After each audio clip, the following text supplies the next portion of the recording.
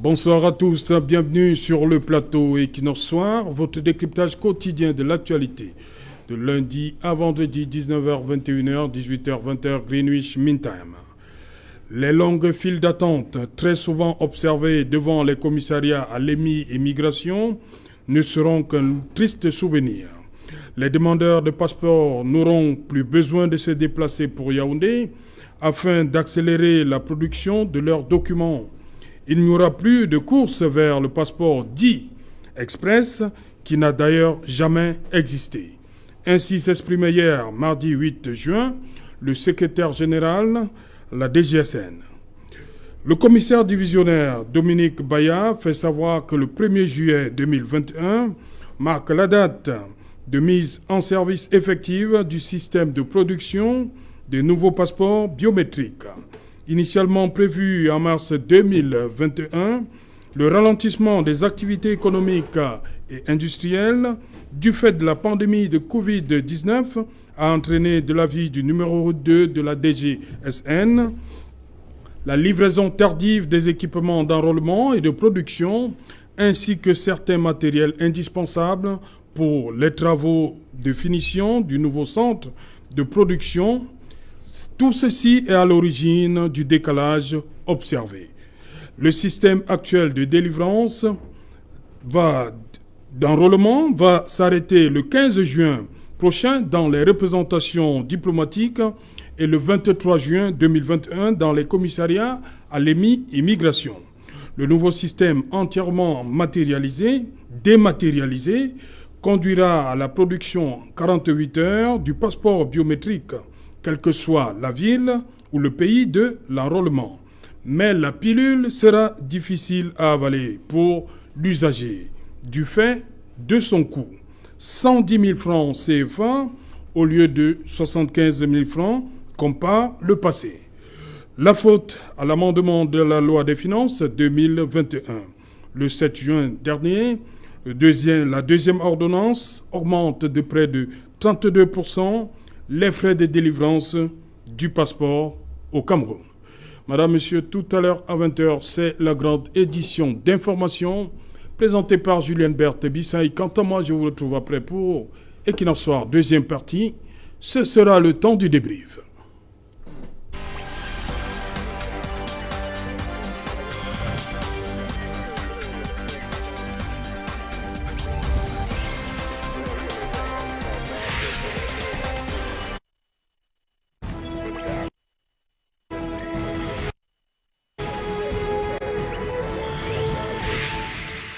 Passeport biométrique en 48 heures, comprendre la nouvelle augmentation. Pour en parler, nous avons invité en plateau ce soir Martin Zan. Bonsoir. Bonsoir Saint-Jalo tous. Bonsoir à tous les téléspectateurs. Bonsoir au peuple camerounais et un bonsoir particulier à la population de Ngouantet dans l'arrondissement d'Onkolmetet, département d'Union-Esso. Département d'Union et Sceaux. Nous sommes dans la région du centre. Affirmatif. Dr. McAnthony Akumbo, you're welcome. Good evening. Good evening, Mr.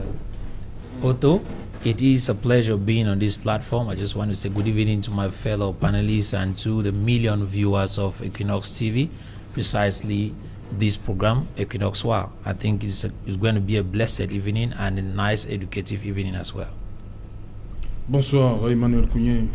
Bonsoir Serge-Alain, bonsoir à tous mes copanélistes, bonsoir à tous ceux qui nous regardent et bonsoir surtout à nos prisonniers politiques qui sont dans les geôles du régime actuel et qui continuent à peiner et qui continuent à souffrir, pour rien bien entendu. Et je dis particulièrement bonsoir à ceux qui sont rentrés en fou. Je dis bonsoir également à ceux de Konengi. Rentrés en fou, ils étaient où avant? Ils étaient envoyés à Yoko. Ce sont des prisonniers politiques, ce sont des gens qui n'ont rien fait. C'est quoi, on les balade? Oui, on les balade, on veut les torturer au maximum, on veut démontrer on veut les décourager, ils sont arrêtés parce qu'ils sont dans le MRC. Maman Pilon, par exemple, n'a jamais marché, on l'a arrêté tout simplement parce qu'elle était du MRC. Et puis, quand on l'a amené en fou, ses enfants ont été chassés de Sarmilima. Il y avait un qui était en classe terminale, l'autre était en classe première. Il a quand même fait le bac. Je n'en sais rien. Ce qui est vrai, c'est qu'il n'y a plus personne pour suivre. Et il déambule à Yaoundé. Nous occupons des prisonniers politiques, mais nous ne savons pas quel est le sort de ces enfants, quel est le sort qui est réservé à ces enfants. Donc, je leur dis un grand bonsoir. Je leur dis de tenir bon. Vous savez, quand vous avez en face de vous une dictature, il faut comprendre qu'il y a des prix à payer, n'est-ce pas, pour dévisser tout cela. Donc, je crois que nous les encourageons de tenir bon. Il ne faut pas que ce que ce régime est en train de faire entame leur morale, qu'ils comprennent qu'ils n'ont rien fait et que ce qui se passe, c'est de l'injustice. Et quand on est face à un système injuste, il faut tout simplement se battre. Ok. Alain Dupont, bonsoir. Bonsoir Serge Alain Autou. Bienvenue. Bonsoir à tous les téléspectateurs de Kinox Soir. Merci de l'invitation. Serge Alain, vous allez me permettre, une fois n'est pas coutume, je vais... j'allais dire ouvrir les hostilités par un coup de gueule. Oui. Parce qu'effectivement, je suis assez indigné par la montée en puissance de l'insécurité qu'on constate, qu'on vit au quotidien de nos jours dans la capitale économique Douala. Il y a un phénomène que vous connaissez d'ailleurs très bien, les microbes qui ont refait surface après la lutte âprement menée avec l'onction de monsieur le gouverneur de la région. On a cru que les microbes avaient été décontaminés, avaient été dératisés complètement. Que non, ils ont repris leur activité de criminalité en bande avec beaucoup plus de succès dans certains quartiers de Yaoundé et Bilongué. Le gouverneur avec le délégué régional, monsieur le commissaire Sogo, exactement, de police, qui a... Ils ont mené des combats avec la... Mais qu'est-ce qui se passe donc maintenant? Pourquoi on entend à nouveau parler de ce phénomène? Il est difficile de ne pas faire un lien entre le dernier mouvement effectué au sein de la police. Comment ça? Avec la remontée en puissance de l'insécurité. Je m'explique. Vous savez, ceux qui étaient en charge, par exemple, du GMI ici dans le littoral, étaient des messieurs rompus à la tâche, étaient des messieurs au professionnalisme avéré, avec des états de service probants. Aujourd'hui, le mouvement a installé d'autres bras cassés de la police qui ne sont pas encore suffisamment aguerris en matière de certaines interventions. On a vu... je prends l'exemple que nous fournit l'actualité. On a vu à Essengue des manifestations où le PAD tentait de déloger des habitants illégaux, des occupants illégaux. On a vu que la police était tout simplement débordée. On a vu également à Koto où un bulldozer a écrasé... Même au marché Koulouloun la semaine dernière. Donc, il y a comme une démobilisation au sein des hommes clés du commissaire divisionnaire Sogo, oui, avec qui ils étaient formés une équipe solide. À un moment donné, on n'entendait plus parler d'insécurité à Douala.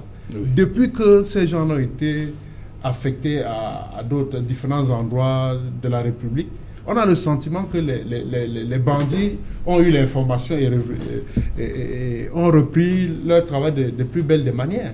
Donc c'est pour ça que je voudrais interpeller les autorités. On a souvent vu le commissaire Méfiré aux avant-postes ici à Douala. Dans plusieurs interventions. C'est un monsieur qui a une réputation établie au sein de la police, qui mène son travail avec fermeté et professionnalisme. On n'a rien à lui reprocher. Donc il est temps que les nominations soient rapportées. Le commissaire Méfiré peut aussi servir dans d'autres régions du Cameroun, non? Mais ce n'est pas le même phénomène de criminalité qui se vit là où il a appelé. Oui, on l'a affecté. Oui. Douala, c'est quand même l'un des poumons économiques de la ville, où le taux d'insécurité est grandissant. Donc il faut des hommes compétents, des hommes aguerris, des hommes rompus à la tâche, surtout expérimentés pour pouvoir mener tous les combats qui interpellent la police. Le délégué régional, les Sogo, il lui manque un élément? Oui, il a sûrement des bras cassés. C'est pour cela que... Non, on n'en est pas à dire ça. Je peux le dire ainsi, parce qu'en fait, sa troupe est démobilisée. S'il avait encore tous ces éléments avec la pugnacité qu'on les connaît, je crois que les microbes et les autres n'auraient pas... Ça fait quand même beaucoup, hein. Vous avez dit Essengue, Machin Koulouloun, en un laps de temps. Vous voyez que ça pose problème. Donc même si on n'est pas très au fait de certaines actualités, rien que ce qu'on vient de citer là, renseigne suffit sur la nécessité et l'urgence de ramener ces hommes-là à Douala. Ah, les ramener à Douala? Ce n'est pas exclu. Ce n'est pas exclu. Si c'est le prix pour qu'on vive en sécurité, je crois que un autre texte réglerait le problème. Ok. Bon, voilà, on va commencer donc. L'aspect technique, hein. Manuel Kounié, vous allez expliquer aux Camerounais 110 000 francs CFA pour le passeport biométrique. Dites-nous, le 7 juin, deuxième ordonnance, près de 32% d'augmentation. Dites aux Camerounais, pas dans un langage hermétique, hein. Non, c'est expliquez aux Camerounais. On va pas aller dans comment on en arrive là. Ce qui est vrai, c'est que tout Camerounais normal doit être surpris. On doit être surpris. On doit être surpris. On doit être surpris parce que nous sommes en pleine exécution d'un budget, d'une loi de finances. 32% d'augmentation. Oui, 32% d'augmentation. Et on nous dit qu'on va nous présenter un passeport plus performant, biométrique, qu'on va l'avoir en 48 heures. Je crois que les promesses ne comptent que pour ceux qui y croient. Parce que moi, personnellement, je n'y crois pas. Vous ne croyez pas qu'en 48 heures, vous aurez votre passeport? Puisque tout le temps, je peux vous dire, la parole publique est désacralisée au Cameroun. Tout le temps, on nous dit des choses qui ne se réalisent pas. Vous voulez que moi, à mon âge et à mon degré de compréhension, à l'histoire que je connais, que je commence à croire à des choses pareilles? Non, ce n'est pas croyable. Et puis, pourquoi est-ce que on va aller aujourd'hui penser que s'il faut augmenter de l'argent, parce que dans tous les cas, quand on fait une augmentation, c'est pour avoir une recette. Mais quand vous regardez l'ordonnance qui a été signée jeudi par le président de la République, qui a permis, n'est-ce pas, de relever le budget, vous regardez les postes qui ont augmenté, vous voyez que le revenu pétrolier a augmenté, les emprunts ont augmenté, mais les ventes et les prestations de services de l'État ont diminué de 7 milliards. C'est-à-dire le travail que l'État doit faire pour pouvoir rentrer de l'argent. Vous voyez que les droits et frais administratifs ont diminué de 19 milliards. Ça veut dire qu'on a encouragé la paresse. Donc on ne peut pas... Quand on parle de droits et frais administratifs ou bien des ventes et des prestations de services, il s'agit de quoi, M. Serjanin? Il s'agit tout simplement du travail que les fonctionnaires doivent faire pour faire rentrer l'argent dans l'État. Par exemple, on fait une étude d'impact environnemental. Et puis, quelqu'un veut créer sa société, on lui dit, pour que nous puissions travailler, faire l'étude, vous devez payer 1 million au trésor. Tout cela rentre là-dedans. Mais on a diminué. On a diminué. Donc, vous prenez 7 milliards plus de 19 milliards, ça fait 26 milliards de diminuer. Je me demande si on attend 26 milliards de ces recettes qu'on voudrait augmenter. Donc, je crois que ce n'est pas de cette manière qu'il faut agir. Et puis, les Camerounais, leur pouvoir d'achat n'a pas augmenté. Voilà. Il n'y a pas de raison à faire des choses comme ça. Parce que si on n'avait pas diminué d'autres prestations dans cette loi de finances, j'aurais pu comprendre. J'avoue que nous sommes en train de naviguer à contre-courant parce que le budget lui-même augmente tout simplement parce que le budget passe de 4 670 milliards à 5 235 milliards, tout simplement parce qu'on a des emprunts de l'ordre de 500 de milliards, de 550 de milliards. Donc, faire toutes ces manœuvres, on aurait pu faire l'économie, n'est-ce pas, de chercher encore à prendre de l'argent au Camerounais. Et puis, je voudrais faire une petite pour vous dire quelque chose. J'ai suivi, il a parlé des microbes qui posent des problèmes. C'est vrai, il faut tout faire pour éradiquer, n'est-ce pas, pour égaler cette affaire. Mais je crois que pendant que nous cherchons ce qui ne va pas, du côté du petit peuple, et nous essayons d'éradiquer, il faut également que du côté de l'administration, ce type de personnes qui existent soient également dénoncées. Parce que, M. Serge-Alain Autou, à la date d'aujourd'hui, il y a un phénomène extraordinaire qui existe au Cameroun. Vous voyez des gens qui vont au marché, qui achètent des rouleaux de pagne, qui mettent dans les bus pour aller à Yaoundé, en Bankomo, on décharge tout et on leur demande de payer la douane. En Bankomo. En Bankomo. Les gens payent les véhicules, ils sont en train de rouler, ils s'en vont à Yaoundé, il y a un poste de... Oui, justement, Bambok, Yebga l'a décrié ici. On ne peut pas. On ne peut pas. Lundi, il a décrié. Il y a même les agences de voyage, de transport par bus qui ressentent déjà ça dans leur recette. Donc, il faudrait demander à ces messieurs qui sont là-bas, parce que quand vous avez acheté une marchandise qui est déjà dédouanée, vous n'avez pas... Quelqu'un qui n'a rien importé ne paye pas la douane. La douane, c'est celui qui importe qui paye la douane. On ne demande pas la douane à quelqu'un qui n'a rien importé. Ça, c'est un banditisme public. Donc, il faut que ça s'arrête, ce genre de choses. Vous ne pouvez pas organiser des trucs comme ça dans une république. Et puis, c'est des inspecteurs de douane qui fixent les prix, qui vous disent, même s'il y a un rabattement, on demande les rabattements au ministère, au directeur des douanes, tout ça. S'ils font des rabattements, ils ont fait des rabattements.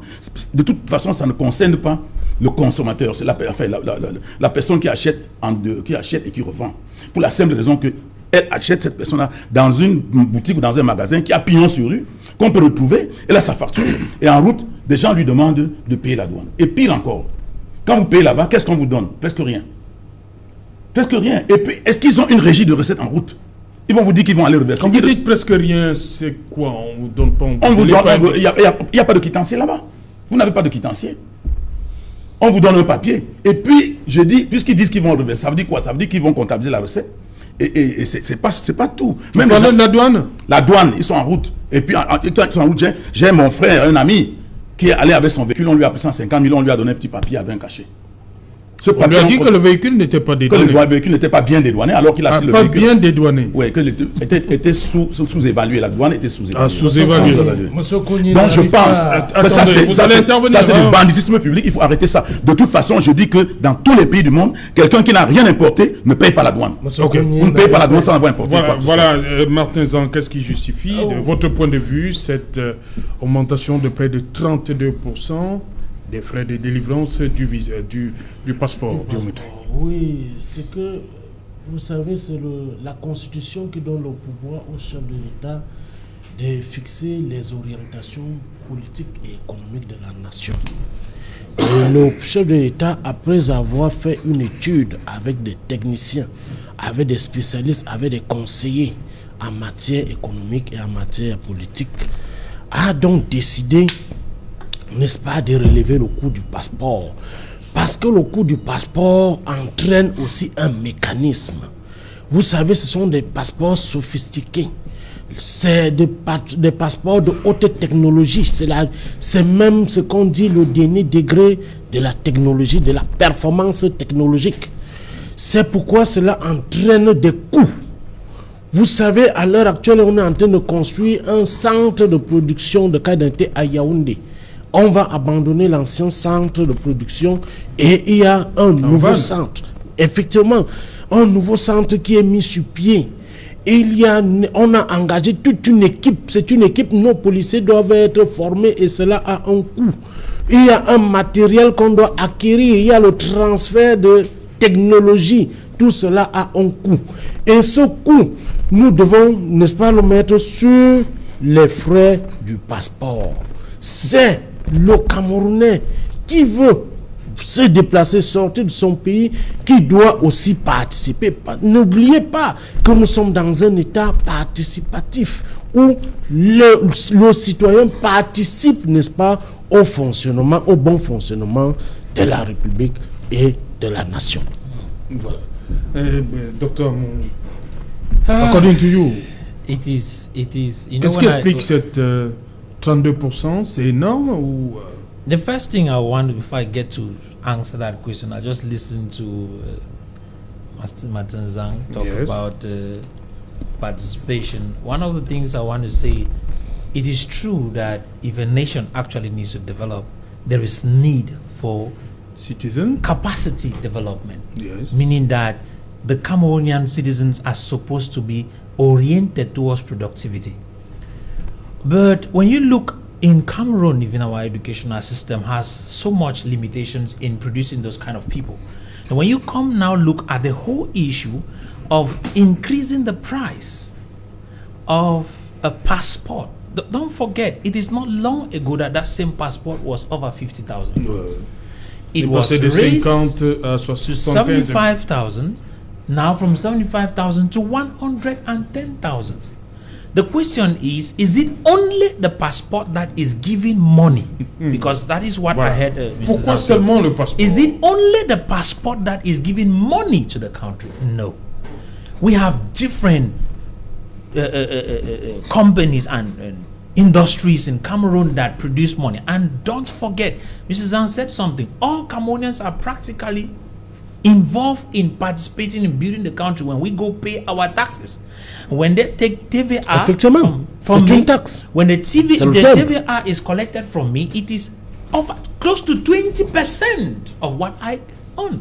And so if you can cut up 20%, then you come again, you increase money on the passport which I have to make, forgetting to know that you have not increased my salary. Right. You are struggling to push Cameroonians to the borders. That is a system to bring Cameroonians to a state of rich.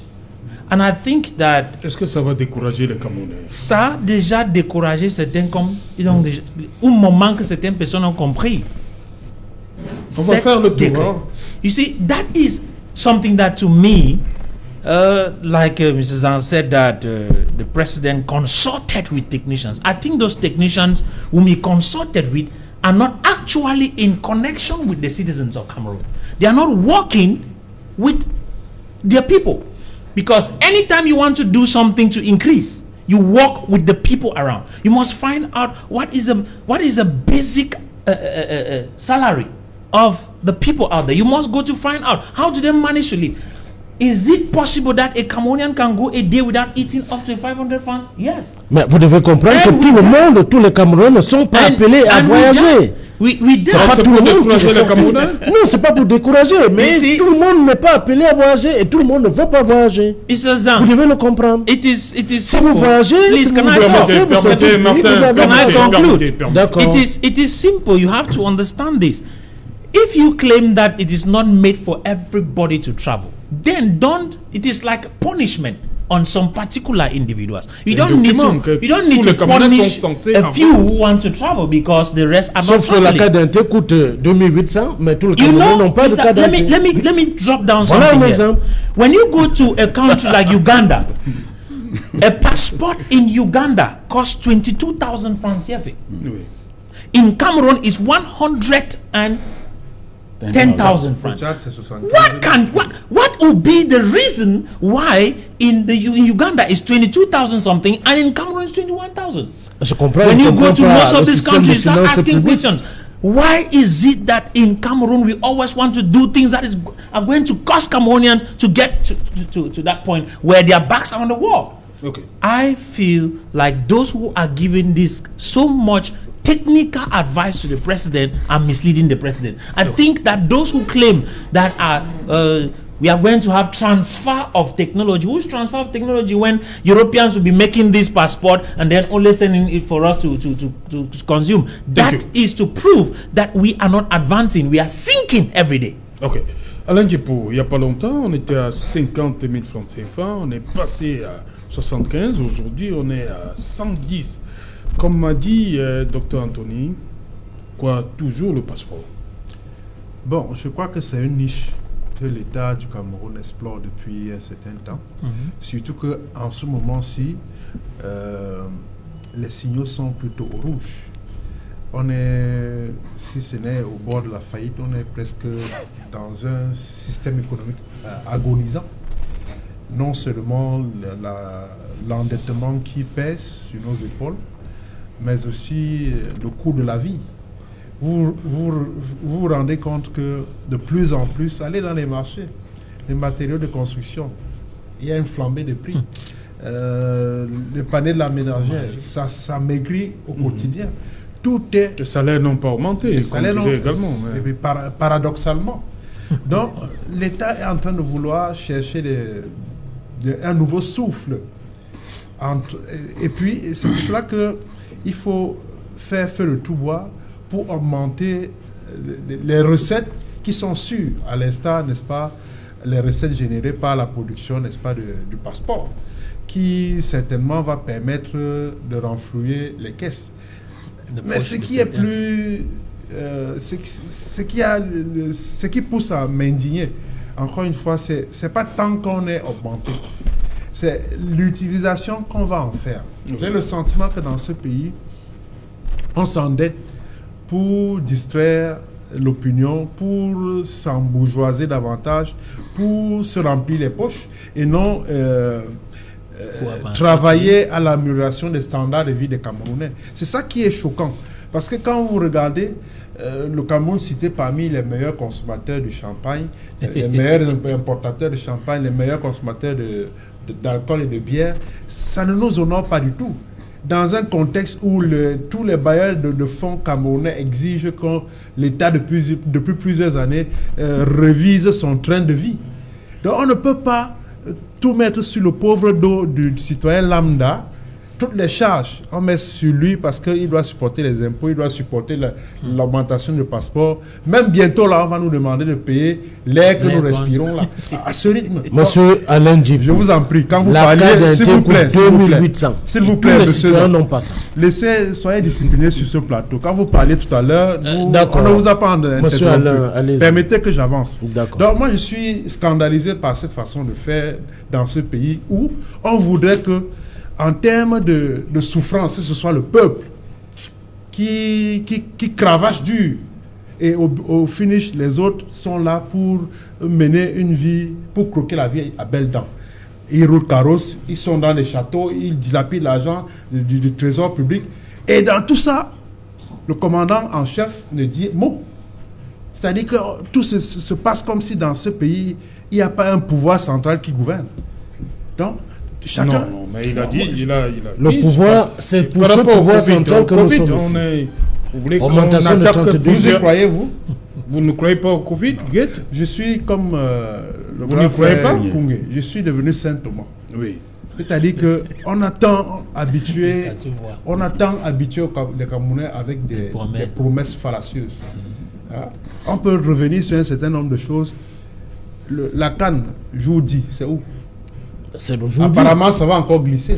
Donc, moi, je suis fatigué des promesses. Donc, même pour la carte d'identité, pour rester dans le sujet, pour le passeport, je veux dire, moi, je n'y crois pas. Figurez-vous que c'est en septembre 2020, l'année passée, Oui. que le contrat était paraphé. Il était prévu, selon les termes de ce contrat, que les premières productions de ce passeport digitalisé commencent au mois de mars 2021. C'est en juin qu'on nous annonce que Non, on bientôt, parle des machines qui non, n'étaient pas sincèrement, là. l'année dernière, on a Il y avait fait Covid. des annonces tapageuses pour dire que tout est... Mais il y a Covid, monsieur Alain Djibou. Vous n'allez pas tout mettre sur le dos du Covid, s'il vous plaît. Le Covid, c'est une opportunité que nous devons saisir pour sortir de l'ornière. C'est ici là. Mais c'est pas non, c'est pas, lorsque c'était. c'est pas la malchance de la vie. Permettez à Le Covid n'est pas la malchance de Vous la allez vie. rebondir. Bien au contraire. Bien au contraire. Il y a des États plus Covidés que nous qui s'en sortent. Hein? Comme la France. Vous voulez des exemples?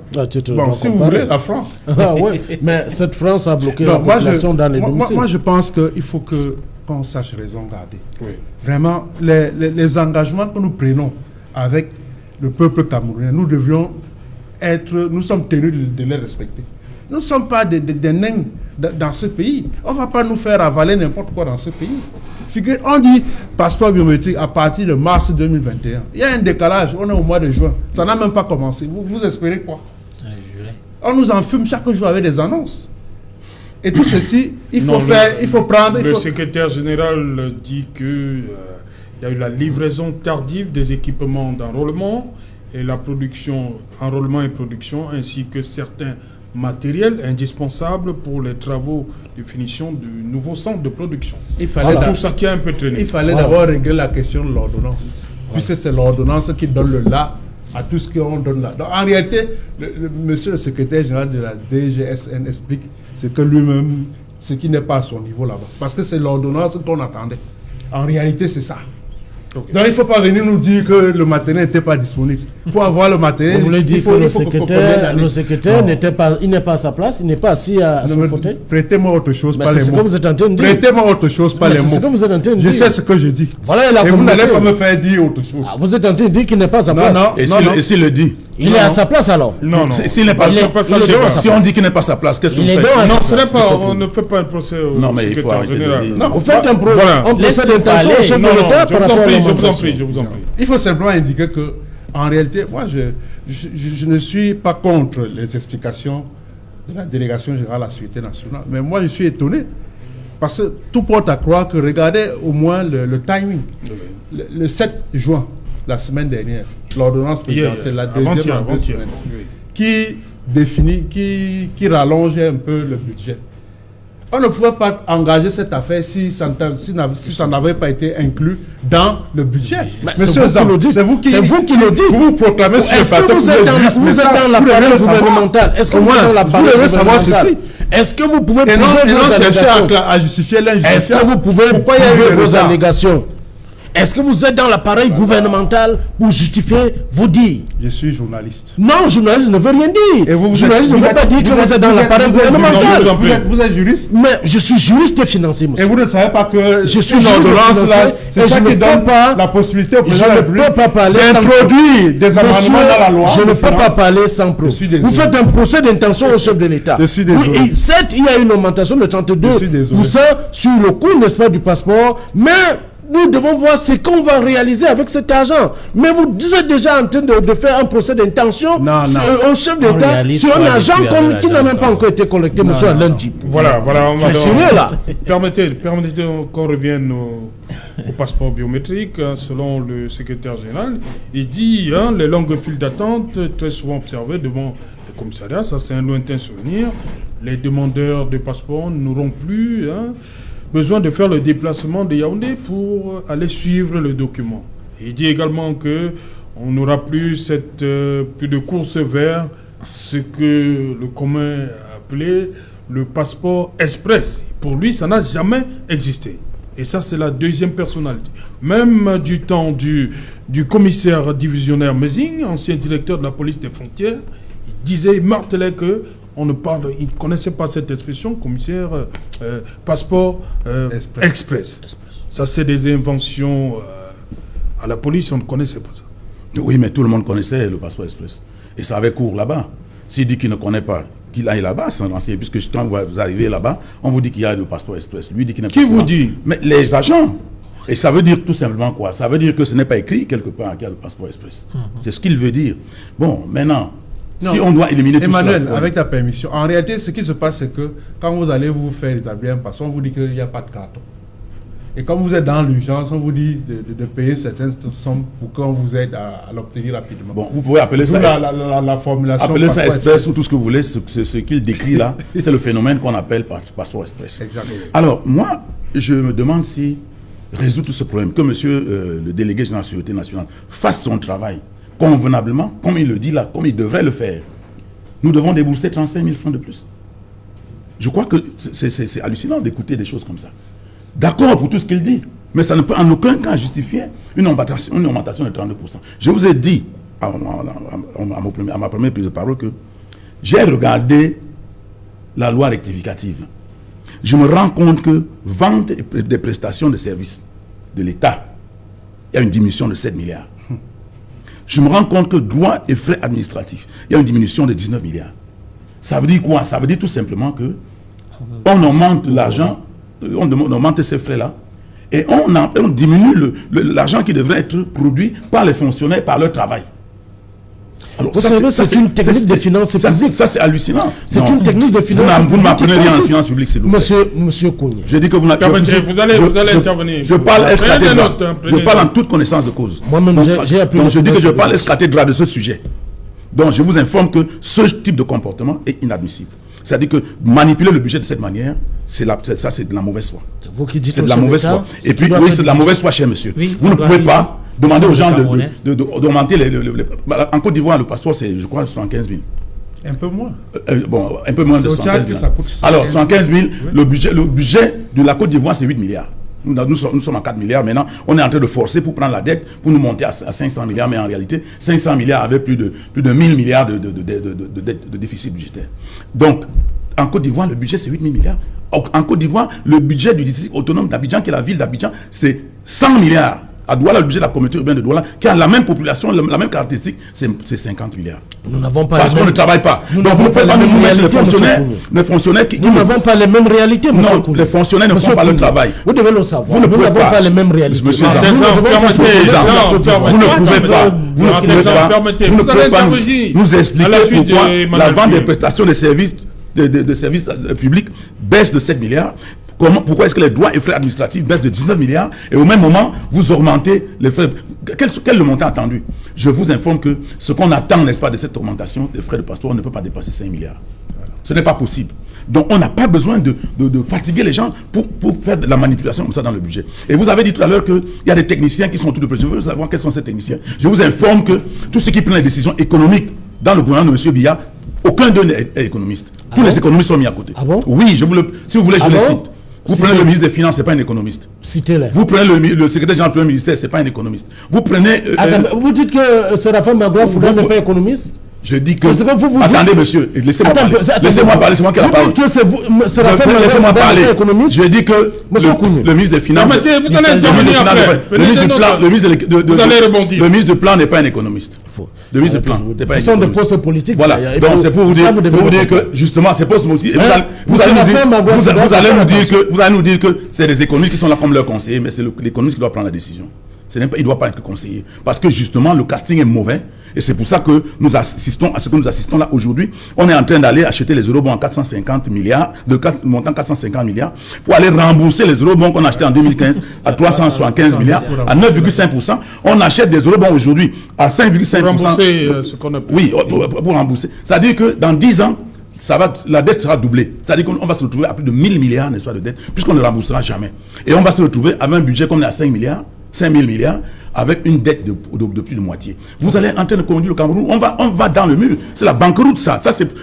Et puis, vous pouvez nous dire qu'il y a des techniciens qui font ce genre de choses. Je crois que le budget du Cameroun est lamentable. Il est mal géré, il est mal conçu. Et puis, tous les programmes économiques ont échoué, monsieur. Le DSE a échoué. Et vous avez apporté une histoire que vous avez appelée SND 30, ça dit qu'il y a les germes de l'échec. Ça ne peut rien donner. Voilà, donc, pourquoi conduire le Cameroun comme ça, nous dit qu'il y a des techniciens qui ont travaillé, qui ont donné conseil. Ils donnent quel conseil, ces gens-là? Vous permettez donc à Martin Zan de répondre. Allez-y. Monsieur Kougno, l'immaturité politique qui a encadré ce discours depuis 1990 a toujours fait échec face au chef de l'État, son Excellence Paul Biya.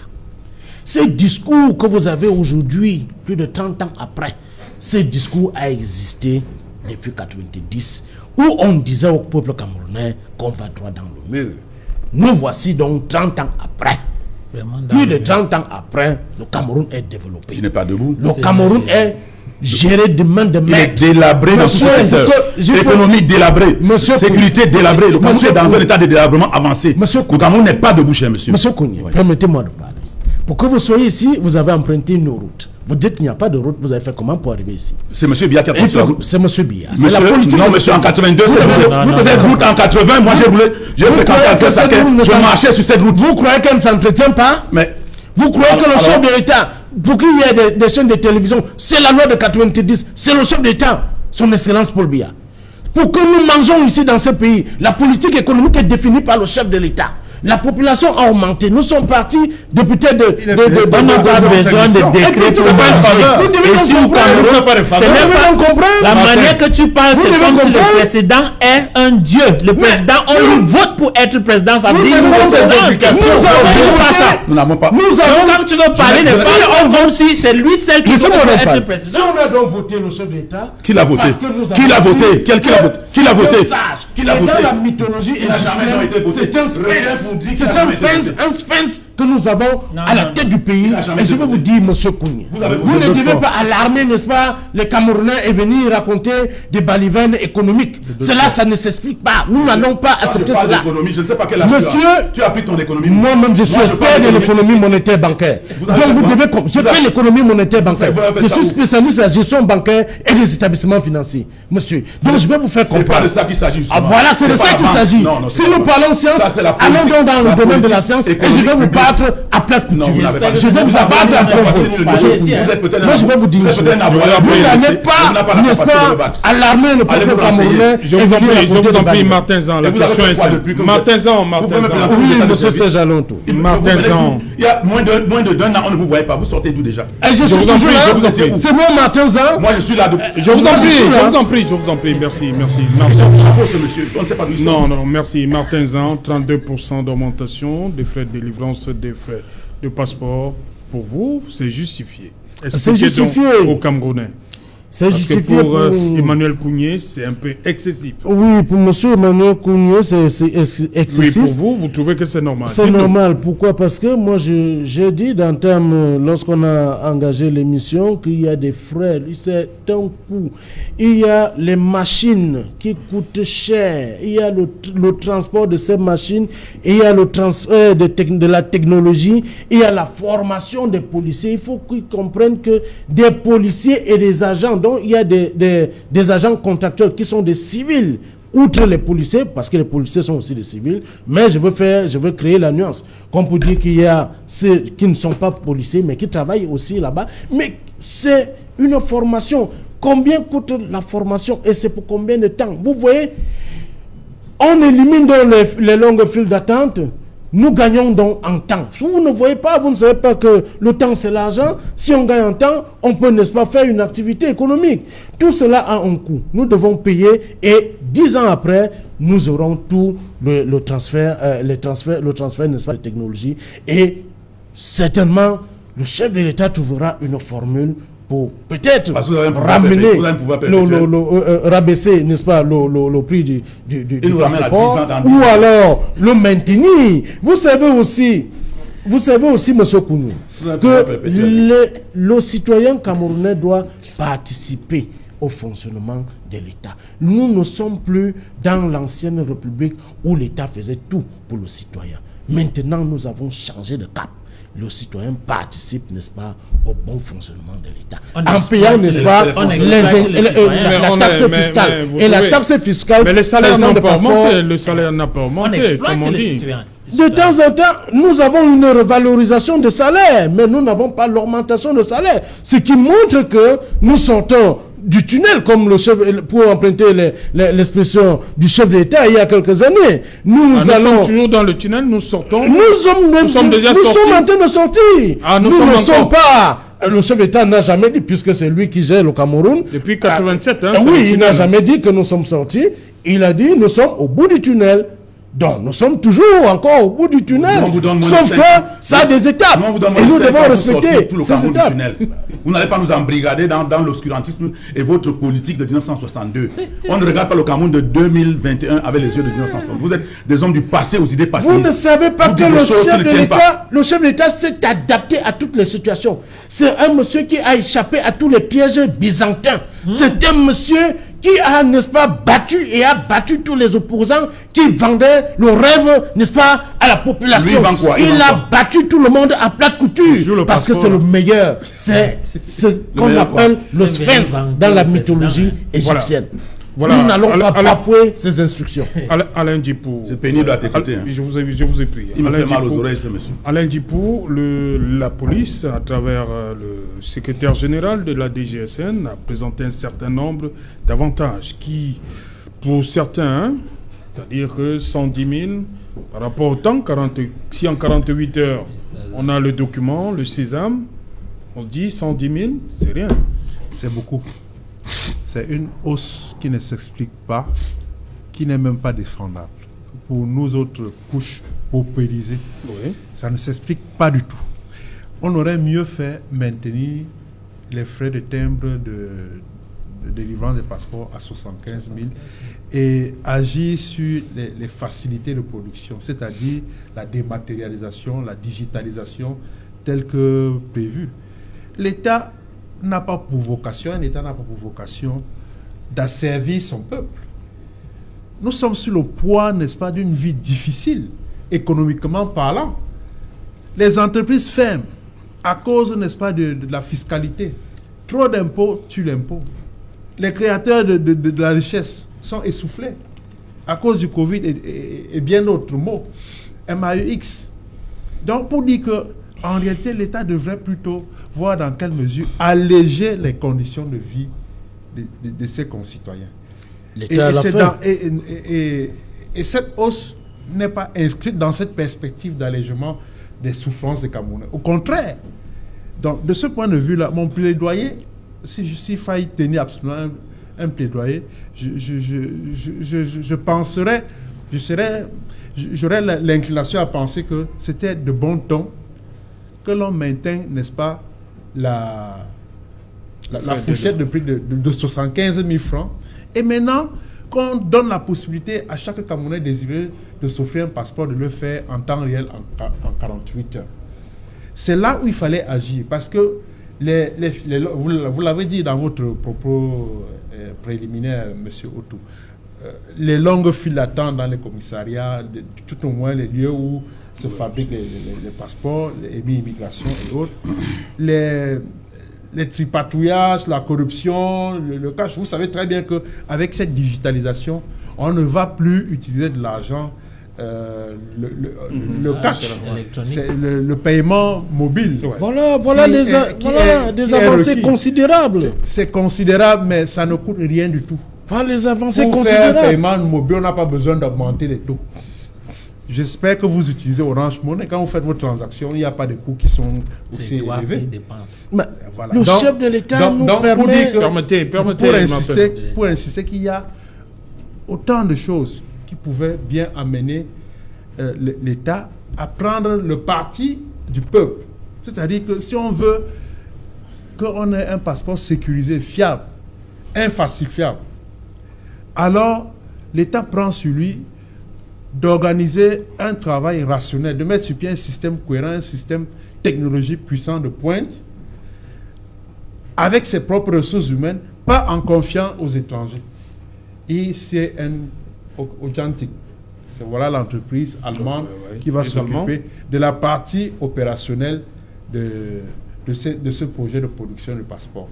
Donc vous voyez donc en ce début, avant le début de votre plateau, c'est M. Zhang qui parlait de brader la nationalité.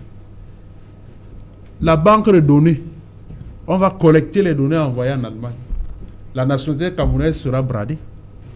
Et on vient sur ce plateau justifier une telle mesure. Les gens applaudissent de deux mains que le chef de l'État a pris une mesure qui mérite d'être saluée par tout le monde. Non, soyons sérieux. On ne peut pas faire comme si dans ce pays, il n'y a aucune intelligence pour mettre sur pied une base de données. Vous croyez qu'on n'a pas informatique pour produire des passeports dans ce pays? Franchement, c'est une honte. Je suis scandalisé par une telle démarche. Quand on se réfère toujours à l'Occident pour faire le simple papier génique, le simple papier... Mais nous n'avons pas de spécialistes dans l'identification. Nous n'avons pas de spécialistes. C'est une insulte à notre intelligence. Mais franchement... Mais allez donc voir. Mais dites donc au chef d'État que vous avez une expertise en matière de fabrication de l'identité, la carte d'identité. Mais écrivez au chef de l'État, allez déposer à la présidence. Et moi, il a répondu à mes correspondances. Je suis allé moi-même à la présidence déposer.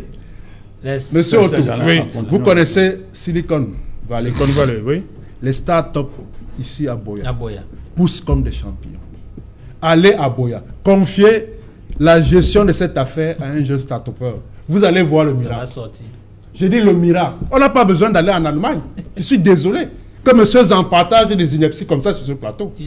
Je suis désolé, monsieur Zhang. Moi, je veux vous dire, monsieur Ndip, si votre petit frère, ou alors le petit frère du docteur, c'est le docteur Macantoni, fait ce qu'on appelle du Word. Il fait Word chez lui, il croit que c'est semblable. C'est pas ça la carte d'identité nationale. C'est pas écrit sur Word et faire quoi encore là, et imprimer un papier.